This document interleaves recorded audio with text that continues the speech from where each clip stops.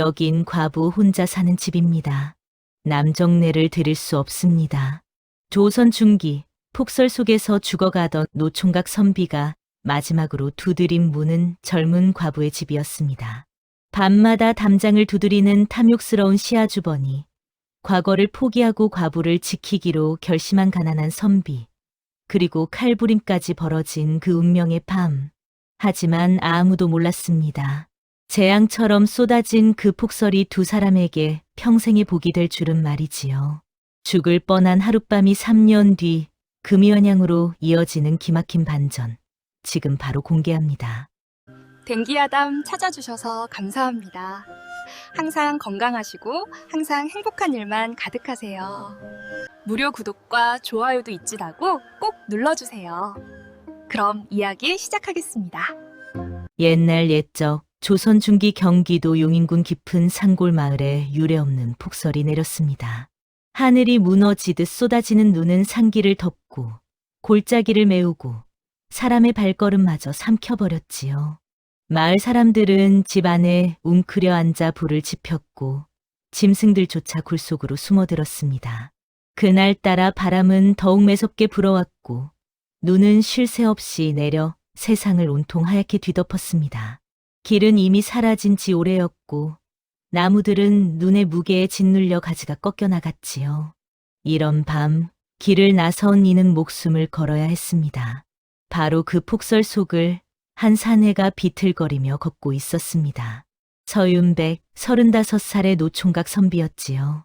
한때는 양반가의 자손이었으나 부모를 일찍 여의고 집안마저 몰락한 지 오래였습니다. 키는 훤칠하고 어깨는 넓었으나 몸에 걸친 도포는 남루하기 그지없었습니다. 윤백은 세 번째 과거를 앞두고 한양으로 향하던 길이었습니다. 그러나 산길을 잘못 든 탓에 폭설을 만나 이렇게 길을 잃고 말았지요. 발은 이미 감각을 잃었고 숨을 쉴 때마다 가슴이 찢어지는 듯 아팠습니다. 이대로 여기서 죽는 것인가? 윤백은 쓰러질 듯 비틀거리면서도 한 걸음 한 걸음 앞으로 나아갔습니다. 그 산골 마을 끝자락에는 한월령이라는 27살의 젊은 과부가 살고 있었습니다. 월령은 혼인했으나 남편이 병으로 일찍 세상을 떠나 홀로 남겨졌지요. 시댁에서는 차라리 개가 하라 했지만 월령은 고집스럽게 이 집을 지켰습니다. 약과를 만들어 장에 내다 팔며 근근히 살아가는 그녀를 마을 사람들은 이렇게 불렀습니다. 사람은 고우나 팔자는 사나운 여인. 월령은 단정하고 조용했지만 그 안에는 바위처럼 단단한 의지가 숨어 있었지요. 시아 주번이는 과부가 된 올케를 탐했으나 월령은 한 번도 문을 열어주지 않았습니다. 밤마다 담장을 두드리는 소리에도 월령은 이를 악물고 버텼습니다. 윤백은 어둠 속에서 희미한 불빛 하나를 발견했습니다. 기와집도 아닌 초가였지만 그에게는 생명의 빛이나 다름없었지요. 윤백은 남은 힘을 다해 그 집대문 앞까지 다다랐습니다. 계신가요? 눈길에 갇힌 나그네입니다. 하룻밤만 처마 밑을 빌려주시면 고맙겠습니다. 윤백은 떨리는 목소리로 간청했습니다. 안에서 잠시 인기척이 들리더니 여인의 조심스러운 목소리가 흘러나왔지요. 여긴 과부 혼자 사는 집입니다. 남정네를 드릴 수 없습니다. 윤백은 그 말에 고개를 끄덕였습니다. 그러하시다면 어쩔 수 없지요. 실례했습니다. 선비는 물러서려 했지만 다리에 힘이 풀려 비틀거렸습니다. 월령은 문틈으로 쓰러질 듯한 사내의 모습을 보았습니다. 남루한 도포, 얼어붙은 손, 그리고 파리한 얼굴에서 죽음의 기운이 느껴졌지요. 월령의 가슴이 철렁 내려앉았지만 그녀는 문을 열 수 없었습니다. 과부의 집에 남정네를 드리는 것은 목숨을 거는 일이었으니까요. 윤백은 고개를 숙이고 몇 걸음 물러났습니다. 죄송합니다. 번거롭게 해드렸습니다. 그는 예를 갖춰 인사하고는 다시 눈보라 속으로 발걸음을 옮겼습니다. 월령은 문 뒤에서 그 발자국 소리가 멀어지는 것을 들었습니다. 가슴이 답답하고 무언가 목을 조이는 듯했지만 월령은 문을 열지 못했지요. 나도 어쩔 수 없습니다. 용서하십시오. 그녀는 중얼거리며 안방으로 돌아가려 했습니다. 하지만 발걸음이 떨어지지 않았습니다. 밖에서는 바람 소리만 요란할 뿐 사람의 소리는 들리지 않았지요. 월령은 가슴이 두근거렸습니다. 혹시 쓰러진 것은 아닐까? 그녀는 불을 켜고 문 앞으로 다가갔습니다. 손이 떨렸고 숨소리가 거칠어졌지요. 월령이 조심스럽게 대문을 열었을 때 그녀가 본 것은 눈 속에 쓰러진 사내의 모습이었습니다. 윤백은 대문에서 불과 10여 걸음 떨어진 곳에 고꾸라져 있었지요. 눈은 쉴 새 없이 내려 그의 등과 머리를 덮어가고 있었습니다. 이런, 월령은 황급히 달려가 윤백의 몸을 흔들었습니다. 나으리, 정신 차리십시오. 하지만 윤백은 눈을 뜨지 못했습니다. 얼굴은 창백했고 입술은 파랗게 질려 있었지요. 월령은 다급한 마음에 윤백의 팔을 잡아 일으키려 했으나 사내의 몸은 너무 무거웠습니다. 이러다 정말 죽겠구나. 월령은 이를 악물고 윤백의 겨드랑이에 팔을 끼웠습니다. 그리고는 온 힘을 다해 사내를 끌기 시작했지요. 한 걸음 두 걸음 눈속을 헤치며 월령은 윤백을 집 안으로 끌어들였습니다. 숨이 턱까지 차올랐고 온몸이 땀으로 젖었지만 월령은 멈추지 않았습니다. 한식경이 넘도록 끌고 또 끌어 마침내 사랑방 마루까지 윤백을 옮겼습니다. 사람을 죽게 둘 수는 없지요. 월령은 숨을 헐떡이며 중얼거렸습니다. 그녀는 부엌으로 달려가 아궁이에 불을 지폈습니다. 사랑방에도 불을 떼어 방을 따뜻하게 만들었지요. 그리고는 따뜻한 물에 수건을 적셔 윤백의 얼굴과 손을 닦아주었습니다. 얼어붙은 손가락이 조금씩 풀어지기 시작했습니다. 윤백의 도포는 눈에 젖어 꽁꽁 얼어 있었습니다. 월령은 잠시 망설이다가 조심스럽게 도포의 매듭을 풀었지요. 얼굴이 화끈거렸지만 이대로 두면 사내가 죽을 것이 분명했습니다. 월령은 윤백에게 마른 이불을 덮어주고 방 한쪽에 병풍을 쳐서 경계를 만들었습니다. 이것이 최선입니다. 그녀는 스스로를 다독이며 안방으로 돌아갔습니다. 하지만 잠은 오지 않았고 귓가에는 사랑방에서 들려오는 거친 숨소리만 맴돌았지요. 월령은 밤새 뜬 눈으로 지새웠습니다. 사랑방과 안방, 같은 지붕 아래 있지만 두 사람 사이에는 엄격한 선이 그어져 있었습니다. 월령은 밤새 몇 번이고 사랑방 문 앞까지 가서 귀를 기울였습니다. 윤백의 숨소리가 고르게 들리면 안도했고 기침 소리가 들리면 가슴이 조여왔지요. 괜찮으실까? 월령은 중얼거리며 부엌으로 향했습니다.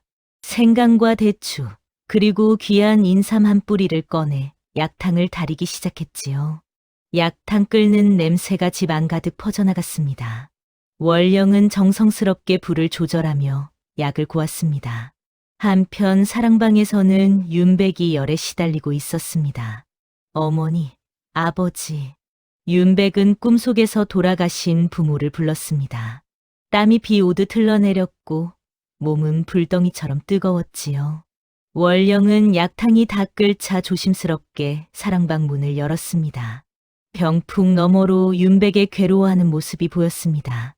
월령은 약탕을 담은 사발을 들고 윤백에게 다가갔습니다.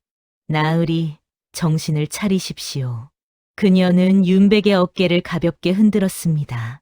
윤백은 간신히 눈을 떴지만 초점은 흐릿했지요. 물을. 윤백은 갈라진 목소리로 중얼거렸습니다. 월령은 윤백의 등을 받쳐 일으켜 세웠습니다. 그리고는 조심스럽게 약탕을 입에 댔지요. 뜨거운 약이 목구멍을 타고 넘어가자 윤백은 작게 신음했습니다. 천천히 드십시오. 월령의 목소리는 부드러웠습니다. 윤백은 약탕을 다 마시고는 다시 쓰러지듯 누웠습니다. 월령은 물에 적신 수건으로 윤백의 이마를 식혀주었습니다. 제발 살아나십시오. 그녀는 간절히 빌었습니다. 밤은 깊어갔고 눈은 여전히 내리고 있었습니다. 월령은 병풍 뒤에 앉아 밤을 지새웠지요. 윤백의 숨소리를 듣고 그의 열기를 느끼며 그녀는 한 생명을 지키는 일에 온 마음을 쏟았습니다. 동이 트자 눈은 그쳤고 세상은 새하얀 이불을 덮은 듯 고요했습니다. 윤백은 천천히 눈을 떴습니다. 낯선 천장, 낯선 방, 그리고 코끝을 스치는 양냄새. 여기가 어디인가. 윤백은 몸을 일으키려 했으나 온몸이 쑤셔 신음이 절로 나왔지요. 바로 그때 문이 조용히 열리며 한 여인이 들어왔습니다. 단정하게 빗어 올린 머리, 소복한 치마 저고리, 그리고 맑은 눈동자. 월령이었습니다. 두 사람의 눈이 처음으로 마주쳤습니다. 월령은 당황한 듯 시선을 내리깔았고 윤백은 황급히 이불을 끌어올렸지요. 정신을 차리셨군요. 월령은 조용히 말했습니다. 고맙습니다. 목숨을 구해주셨습니다. 윤백은 고개를 숙여 예를 갖췄습니다. 제가 할 도리를 했을 뿐입니다. 월령은 차분하게 대답했습니다. 죽을 뻔하셨습니다. 앞으로 사흘은 쉬셔야 할 것입니다. 윤백은 창밖을 보았습니다. 눈은 사람 키만큼 쌓여 있었고 길은 온데간데 없었지요. 폐를 끼쳐 죄송합니다. 윤백의 목소리에는 진심이 담겨 있었습니다. 월령은 고개를 저었습니다. 하늘이 정하신 일이지요. 죽과 약을 가져오겠습니다. 그녀는 그렇게 말하고 방을 나갔습니다. 윤백은 그녀의 뒷모습을 물끄러미 바라보았습니다. 어젯밤 희미한 기억 속에서 자신을 살리려 애쓰던 그 손길이 떠올랐지요. 사흘이 지나는 동안 두 사람은 조금씩 마음을 열기 시작했습니다. 윤백은 월령이 가져다 준 죽을 먹으며 자신의 이야기를 꺼냈습니다. 소생은 부모를 일찍 여의고 친척집을 전전하며 자랐습니다. 윤백의 목소리는 담담했지만 그 안에는 깊은 슬픔이 배어 있었지요. 과거에 2번 낙방했고 이번이 3번째입니다. 35의 노총각이니 누가 보아도 한심한 선비지요. 월령은 조용히 듣고 있었습니다. 한심하지 않습니다. 포기하지 않고 나아가는 것이 진정한 선비가 아니겠습니까? 월령의 말에 윤백은 고개를 들어 그녀를 바라보았습니다. 부인께서도 사연이 있으시겠지요. 윤백의 조심스러운 물음에 월령은 잠시 침묵했습니다. 남편을 잃고 7년째 홀로 살고 있습니다. 월령은 천천히 입을 열었습니다. 시아 주번이가 밤마다 찾아와 문을 두드립니다.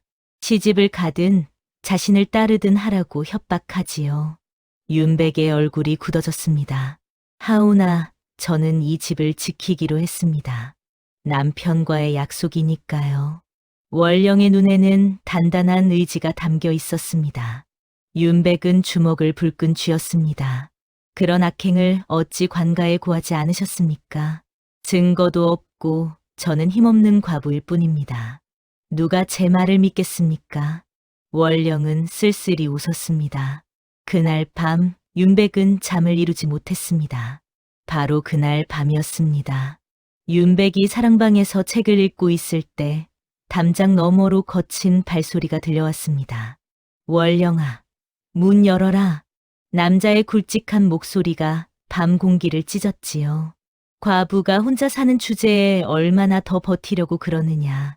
윤백은 책을 덮고 귀를 기울였습니다. 안방에서는 아무 소리도 들리지 않았지만 월령이 떨고 있으리라는 것을 알 수 있었습니다. 내일 다시 온다. 그때까지 생각 잘 해둬라. 발소리가 멀어지고 다시 정적이 찾아왔습니다. 윤백은 주먹을 불끈 쥐었습니다. 분노가 치밀어 올랐지만 몸은 아직 회복되지 않았지요. 그는 안방 쪽을 바라보며 중얼거렸습니다. 이대로 둘 수는 없다. 이튿날 아침 월령은 평소처럼 죽을 끓였지만 그녀의 손은 미세하게 떨리고 있었습니다. 윤백은 그것을 놓치지 않았습니다. 부인, 어젯밤 일에 대해 말씀드려도 되겠습니까? 월령은 고개를 저었습니다. 걱정 마십시오. 늘 있는 일입니다. 늘 있는 일이라고 해서 옳은 일은 아닙니다. 윤백의 목소리에는 단호함이 묻어났습니다. 월령은 처음으로 윤백의 눈을 똑바로 바라보았습니다. 그 눈에는 두려움과 동시에 희망이 어려 있었지요. 닷새째 되는 날, 윤백의 몸은 거의 회복되었습니다. 눈도 많이 녹아 길이 조금씩 드러나기 시작했지요. 이제 떠나셔야 하지 않습니까? 과거 날짜가 코앞일 텐데요. 월령이 조심스럽게 말했습니다. 윤백은 창밖을 바라보았습니다. 과거 시험은 열흘 후였습니다. 지금 떠나면 한양에 닿을 수 있었지요. 하지만 윤백의 발걸음은 떨어지지 않았습니다. 소생이 떠나면 부인께서 혼자가 되십니다. 윤백은 조용히 말했습니다. 원래 혼자였습니다. 걱정 마십시오. 월령은 담담하게 대답했지만 그녀의 목소리는 떨렸습니다. 아닙니다. 윤백은 고개를 저었습니다. 이번에는 다릅니다. 소생이 여기 머문 것을 시아주버니가 알게 되면 부인께 어떤 일이 닥칠지 모릅니다. 월령은 입술을 깨물었습니다. 윤백의 말이 맞았습니다. 만약 시아주버니가 남정네가 이 집에 머물렀다는 것을 알게 되면 과부의 명예는 땅에 떨어질 것이었지요. 그날 저녁 윤백은 월령에게 말했습니다. 선비는 글만 읽는 사람이 아니옵니다. 윤백의 눈빛은 단단했습니다. 소생이 떠나면 부인께 화가 미칠 것입니다. 그러니 차라리 이 일을 바로잡고 떠나겠습니다. 월령은 놀란 표정으로 윤백을 바라보았습니다. 무슨 말씀을 하시는 겁니까? 그 사람은 이 마을의 유지입니다. 나으리 혼자서 어찌 당해내시겠습니까? 의로움은 혼자서도 행할 수 있는 것입니다. 윤백은 단호하게 말했습니다. 더구나 소생은 혼자가 아닙니다. 부인께서 계시지 않습니까? 월령의 가슴이 뛰었습니다. 이 사람은 자신을 위해 과거를 포기하고 위험을 무릅쓰겠다는 것이었지요. 나으리. 월령의 눈에 눈물이 맺혔습니다. 왜 그러십니까? 저는 그저 과부일 뿐입니다. 아닙니다. 윤백은 고개를 저었습니다. 부인은 의로운 분입니다. 죽어가는 선비를 살리신 분이지요. 그런 분을 지키는 것이 선비의 도리입니다. 이튿날 아침 윤백은 마을 이장을 찾아갔습니다. 이장은 백발의 노인으로 마을에서 가장 존경받는 어른이었지요. 무슨 일로 찾아오셨소? 이장이 물었습니다. 윤백은 공손하게 예를 갖추고 말했습니다. 한월령 부인의 일로 왔습니다. 윤백은 시아주버니의 악행을 조목조목 설명했습니다. 밤마다 찾아와 협박하는 일, 과부를 괴롭히는 일, 그리고 그것이 얼마나 비윤리적인 일인지를 말했지요. 이장의 얼굴이 점점 굳어졌습니다. 그런 일이 있었단 말이오. 예, 소생이 머무는 동안 직접 들었습니다. 윤백은 확실하게 말했습니다. 이장은 마을의 노인 몇 명을 불렀습니다. 그리고 회의를 열었지요. 이런 일을 방치하면 우리 마을의 명예가 땅에 떨어진다. 노인들은 모두 고개를 끄덕였습니다. 증인이 있고 피해자가 있으니 이번에는 확실히 처리해야 한다. 마을의 여론이 움직이기 시작했습니다. 윤백은 그들에게 깊이 절하며 감사를 표했지요. 부디 한월령 부인을 지켜주십시오. 그날 밤 시아주버니가 다시 찾아왔습니다. 이번에는 술에 취한 채로 왔지요. 월령아, 오늘은 꼭 문을 열어라. 그는 대문을 발로 차기 시작했습니다. 윤백은 사랑방에서 벌떡 일어났습니다. 더 이상 참을 수 없었지요. 그는 문을 열고 밖으로 나갔습니다. 누구시오? 윤백의 목소리가 밤 공기를 가르며 울려 퍼졌습니다. 시아주버니는 깜짝 놀라 뒤로 물러섰습니다. 너는 누구냐? 지나가는 선비여. 하오나 이 집의 주인께서 괴로워하시기에 나서지 않을 수 없소. 윤백은 똑바로 서서 시아주버니를 노려보았습니다. 감히 남의 집안일에 끼어들어 시아주버니는 주먹을 휘둘렀습니다. 윤백은 피하지 않았습니다. 주먹이 윤백의 뺨을 강타했고 그는 비틀거렸지요. 하지만 윤백은 쓰러지지 않았습니다. 과부를 괴롭히는 것이 집안일이오? 밤마다 찾아와 협박하는 것이 집안일이오? 윤백의 목소리는 떨렸지만 단호했습니다. 이 일은 반드시 관가에 알릴 것이오. 시아주버니는 당황했습니다. 뭐라고?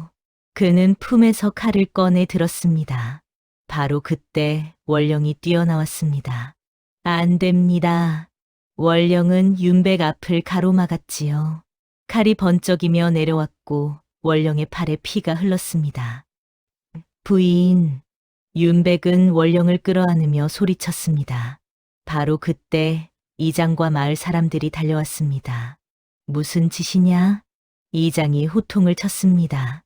치아 주번이는 칼을 떨어뜨리고 얼어붙었지요. 모두 보았소. 이 사람이 과부를 괴롭히고 선비를 때리고 칼까지 휘둘렀소. 마을 사람들이 시아 주번이를 애워쌌습니다. 윤백은 원령의 팔을 감싸며 피를 막았습니다. 괜찮으십니까, 부인? 나으리야말로. 원령은 윤백의 상처 입은 얼굴을 걱정스럽게 바라보았습니다. 둘의 눈이 마주쳤고 그 순간 모든 것이 느려지는 듯했지요. 눈은 다시 내리기 시작했고 그 눈송이는 두 사람을 감싸듯 내렸습니다. 이튿날 관아의 포졸들이 마을에 도착했습니다. 이장과 마을 사람들의 증언 그리고 윤백의 진술이 모두 기록되었지요. 원령도 용기를 내어 지난 7년간의 일을 모두 털어놓았습니다. 치아 주번이는 결국 포박되어 끌려갔습니다. 의로움은 말이 아니라 행동이더라. 이장은 윤백의 어깨를 두드리며 말했습니다. 선비께서 아니었으면 이 마을에 큰 악이 뿌리내릴 뻔했소. 윤백은 고개를 숙였습니다. 소생은 당연한 일을 했을 뿐입니다. 마을 사람들은 윤백에게 감사를 표했고 원령에게는 위로의 말을 건넸지요. 이제 마음 편히 사시게 되었습니다. 한 할머니가 원령의 손을 잡으며 말했습니다. 원령은 눈물을 흘렸습니다. 7년 만에 처음 흘리는 안도의 눈물이었지요. 윤백은 그 모습을 조용히 바라보았습니다. 가슴 한편이 따뜻해지면서도 동시에 아련한 슬픔이 밀려왔습니다. 이제 떠나야 할 시간이 다가왔으니까요. 원령의 팔은 깁스로 감겨 있었고 윤백의 뺨에는 멍이 들어 있었습니다. 하지만 두 사람의 표정은 어느 때보다 평온했습니다. 보름이 지난 어느 아침 윤백은 짐을 챙겼습니다. 과거 시험은 이미 끝났지만 한양으로 가야 할 이유는 여전히 있었지요. 다음 시험을 준비해야 했으니까요. 원령은 부엌에서 정성스럽게 약과를 만들었습니다. 그리고 그것을 고자기에 곱게 싸서 윤백에게 건넸습니다. 길에서 드십시오. 원령의 목소리는 떨렸습니다. 고맙습니다. 윤백은 보자기를 받아 들었습니다. 두 사람은 대문 앞에 섰습니다. 눈은 녹아 있었고 길은 선명하게 드러나 있었지요. 부인, 부디 건강하십시오. 윤백은 깊이 절했습니다. 나으리도 무탈하시길 빕니다. 원령도 절을 했습니다. 윤백은 걸음을 옮기려다 멈췄습니다. 그리고 돌아서서 원령을 바라보았지요. 눈 오는 날 다시 오겠습니다. 윤백의 목소리는 단단했습니다. 반드시 다시 오겠습니다. 원령은 고개를 끄덕였습니다. 눈물이 볼을 타고 흘러내렸지만 그녀는 웃고 있었지요. 기다리겠습니다. 윤백은 뒤를 돌아 걸었습니다. 원령은 그의 뒷모습이 보이지 않을 때까지 서 있었습니다. 3년이 흘렀습니다. 윤백은 과거에 급제하여 벼슬아치가 되었지요. 그해 겨울 첫눈이 내리던 날 윤백은 말을 타고 그 산골 마을로 향했습니다. 원령은 여전히 그 집에서 살고 있었습니다. 약과를 만들고 마을 사람들을 돕고 조용히 살아가고 있었지요. 대문 앞에 눈이 쌓이기 시작했을 때 말발굽 소리가 들려왔습니다. 원령은 가슴이 두근거렸습니다. 문을 열자 그곳에 윤백이 서 있었습니다. 관복을 입은 모습은 3년 전의 남루한 선비와는 달랐지만 그 눈빛만은 여전했지요. 부인, 약속을 지키러 왔습니다. 윤백은 말에서 내려 깊이 절했습니다. 나으리. 원령은 눈물을 흘리며 맞절을 했습니다. 눈은 펑펑 내렸고 두 사람을 축복하듯 세상을 하얗게 물들였지요. 복설이 맺어준 하룻밤은 평생의 인연이 되었습니다. 혼자 살아온 두 사람이 서로를 지키기로 결심하는 순간 그 밤은 재앙이 아닌 복이 되었습니다. 옛말에 백절불굴이라는 말이 있습니다. 어떠한 난관에도 굽히지 않고 이겨나간다는 뜻이지요. 윤백과 원령은 각자의 자리에서 굴하지 않고 살아왔고 마침내 서로를 만나 의지가 되었습니다. 의로움을 행하는 사람에게는 반드시 복이 따른다는 것을 두 사람은 몸소 보여주었지요. 다음 영상을 빠르게 만나보시려면 좋아요와 구독을 눌러주세요. 그럼 더 재미있는 영상으로 찾아뵙겠습니다. 모두 행복한 하루 보내세요.